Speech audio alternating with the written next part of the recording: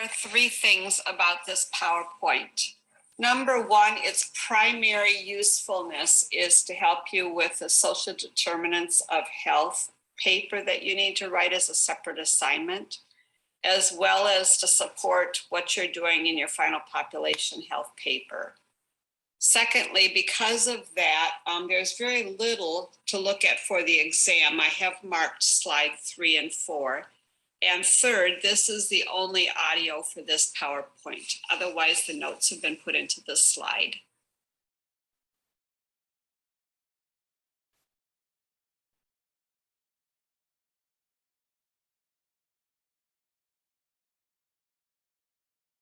Okay, this pyramid is closely associated with the county health rankings that was introduced in the week 4 community assessment PowerPoint.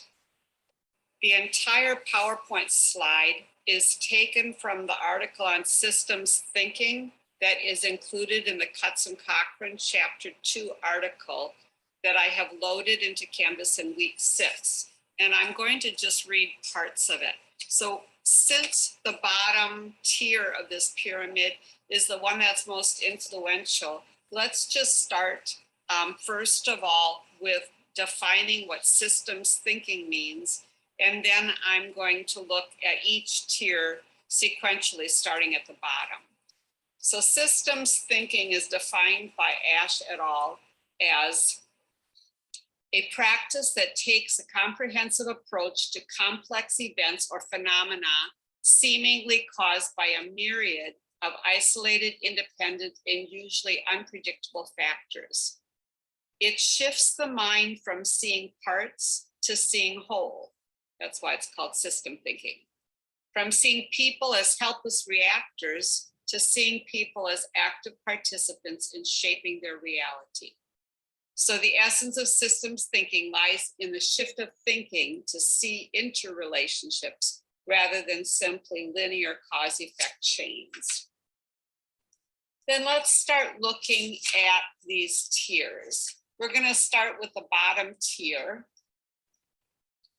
Tier 1 is socioeconomic factors, which you know by now in this course are just of great importance in population health.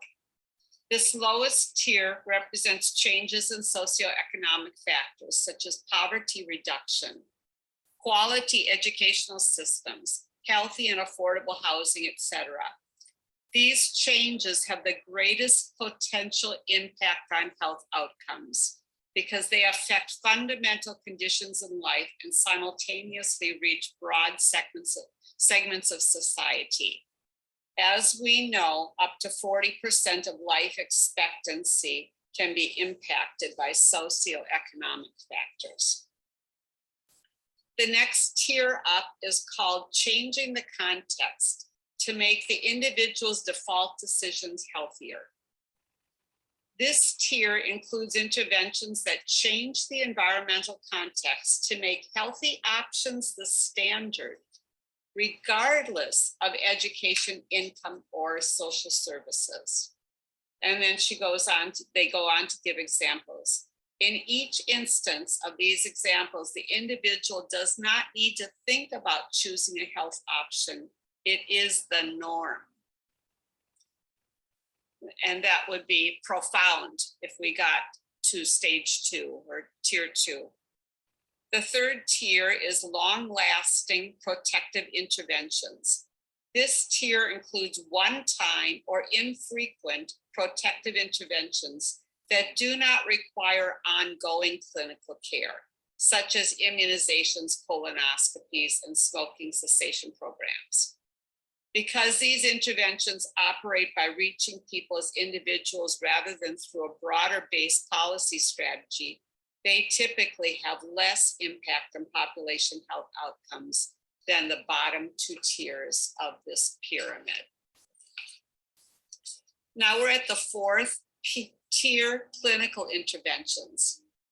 This tier includes direct medical care in a hospital or clinical setting, including home health visits. Evidence-based clinical care reduces disability and increases life expectancy for recipients And we know that it has a 20% impact on overall health outcomes. Nevertheless, in some communities, these clinical interventions are often unavailable to low-income residents. The top tier is counseling and educational interventions. This tier includes health education provided during clinical encounters or during participation in a community-based program. From a population health perspective, these are often the least effective types of intervention, largely because they reach just one person or a small group of persons at a time.